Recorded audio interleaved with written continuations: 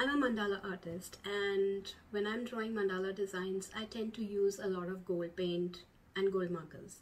I found some few gems that were really cheap and some of them slightly expensive, which worked really well on drawing a gold finish on the mandala. So I'm gonna review all of these markers, and I'll do another video for the paints, but this video will only cover markers, and I'm gonna talk through some of my favorites, what are their pros and cons, and what kind of cost you can expect if you want to buy them. Also, in the end, I'm going to talk about what my favorite most pen is and why it works the best. So here are these 5 markers that I'm going to talk about today, and some of them I have used before, and there's one marker that I haven't used before, which I'm going to talk about and also explore for myself how it turns out. So the first marker that I'm going to review is Uni-ball Posca marker, which is a glitter pen. It's a gold glitter pen, and I use it for a lot of outlining work, but I'm going to show you how it appears. And it's basically for very fine work because the tip is really fine. It's like a ballpoint tip, but it works really nicely because it stands out a lot. So I'm going to use this on a black paper first, and then I'll show you how this looks on a white paper as well. And this is the finish of this pen. So if you reflect it in the light, you'll see that the glitter finishes really well, but it's not really standing out on a black paper. So like I said, that I usually use this for outlining work to give a bit of glitter when the light reflects on the artwork. So that's the intent of this one. I'm going to show this to you on a white paper as well. So Uni-ball, and this is the finish. This is the finish on a white paper for this pen. So because it's quite fine, you won't have like a really thick line, and I think it stands out more on a white paper than a black one. I'll show it to you in comparison. I think the glitter finish comes out really well on both, but I find the gold standing out more on the white paper. I absolutely love this pen because it is really cheap and it is available in a lot of art stores and office supply stores. So if you're just beginning on an art journey and you want to explore with different gold markers, then I would definitely recommend this one. And like I said, that the glitter is absolutely beautiful, so I like it for a lot of outlining work. Next pen is a Posca pen. So Posca comes in a lot of different nib sizes. What I'm using here is a PCF 350, which is basically a brush pen. So it has a brush tip, and I really like this pen because you can outline using this pen, but you can also fill in color. You can have like a brush stroke kind of effect using this pen. So if you're drawing something or if you want to blend in colors, you can definitely use this marker. And the mechanism for this pen is that you shake it, and then there is this end of the pen where you push down on this button, and when you push down, you will see that ink seeps into the brush here. Then you have to be very careful because you don't want to push a lot of ink into this brush.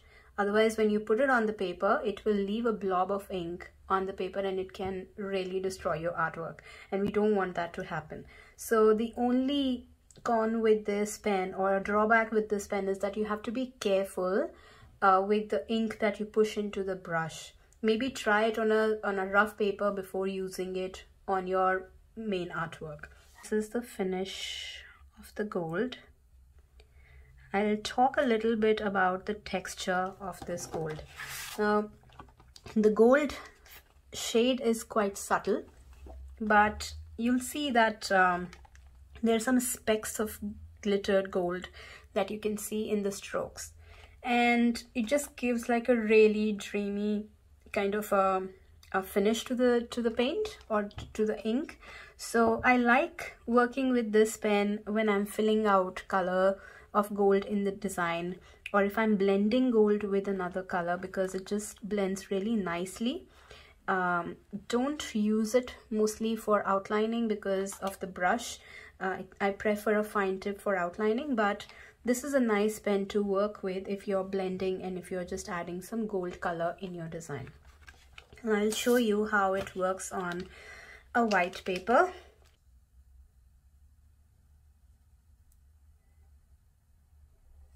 There you go.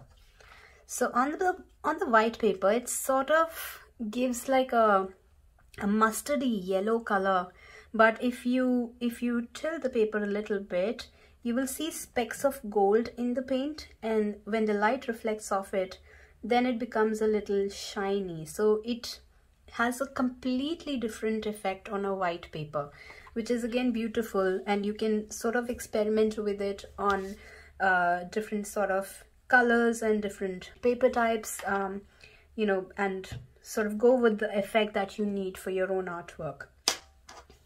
So the only drawback with this pen is that you have to be careful how much ink you let into the brush tip, but otherwise it's a good marker to have in your art supplies. The next pen that I'm going to talk about is a metallic craftwork pen. This is not a really branded pen. I ordered this from Alibaba. It was very cheap. I tried it once. It works like a Sharpie, so has that kind of effect as well. But the most interesting part is that it has a grungy look to it. So I'm gonna show what I mean by grungy. So here, first, the shade of the gold is quite different from the other gold markers, but if I fill in color into a shape using this pen, you'll see that it leaves a bit of a texture, and that just gives it like an antique gold or a grungy texture, which is quite interesting when you're trying to get different kind of effects. So depends on what kind of effect you're going for your artwork, but I would say that this is really but I would say that this is a fairly decent sort of pen that you can work with and maybe have that grungy antique gold effect. You'll see that the color of the gold is also quite dark. So that's my observation of this pen. I have only used it once. It really works like a Sharpie, so it has a spongy kind of a nib, but a little more firm. And yeah, you don't need to shake it. So I'm assuming there's not like a liquid ink inside, but a refill kind of a sort of a mechanism inside the marker. Let's see how it fares on the white paper. I think it looks quite all right. Yep.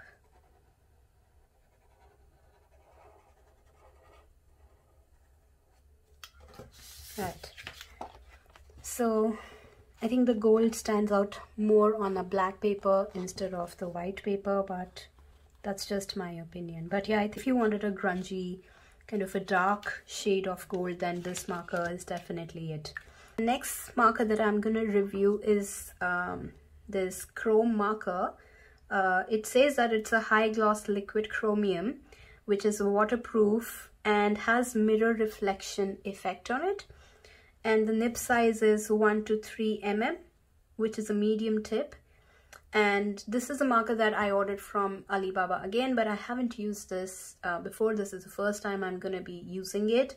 I did activate the ink before shooting this video, so you will see that the ink is in the nib.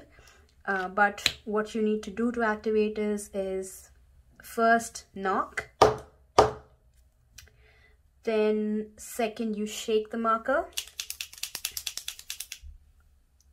and third you push the nib. So this almost works like a normal liquid marker, like Posca or any other marker like that, and you basically push down on the nib till the ink seeps into it. I love the look of this ink. Look at this. This is so beautiful. I think this definitely stands out the most out of the other markers. I feel this is kind of rose gold, though it's not like a normal gold, but it does have that reflective quality to it, and it definitely is quite pretty to look at. I am actually quite excited to use it in an artwork and explore it furthermore. And this was really cheap, you guys. I mean, this was, I think, about $3 or $4 on Alibaba, and just took about a week to arrive.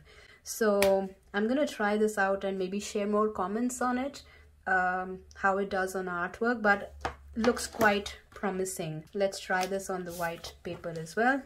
And this unique gold is really standing out different from the other shades.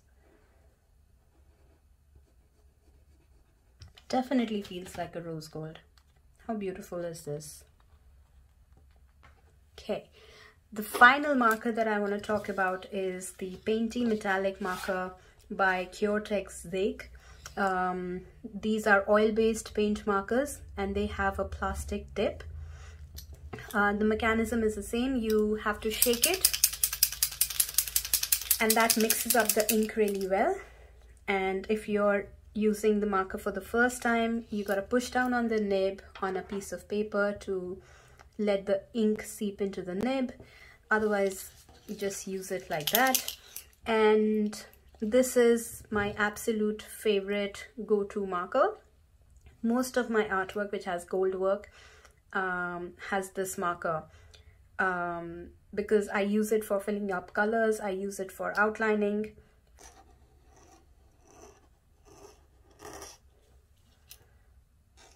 Let's fill in some color so that you can see the texture of this ink.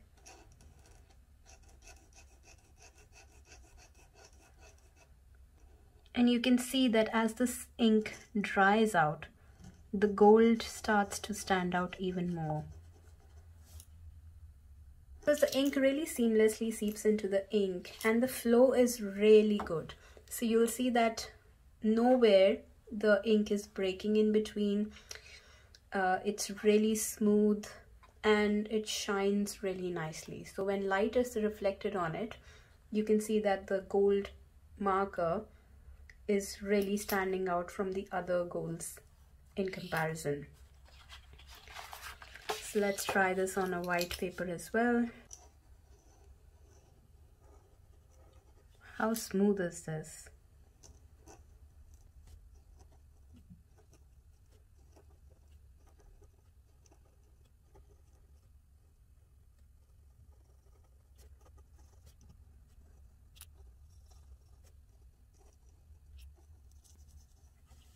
Look at that. The gold has come out so beautifully, and it just shines a lot on the white as well. I would say that the chrome marker is definitely competing with this one, and I'm actually quite excited to use this in my artworks because it's a very different gold. It's a rose gold, and this is like a proper typical gold shade.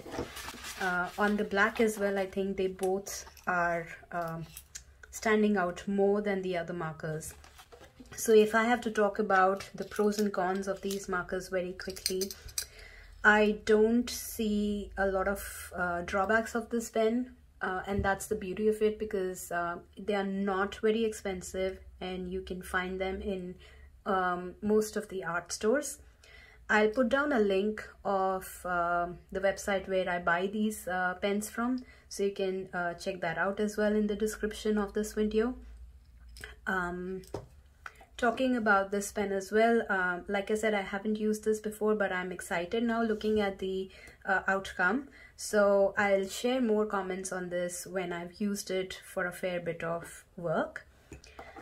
This pen, the metallic craftwork pen, is almost like a Sharpie.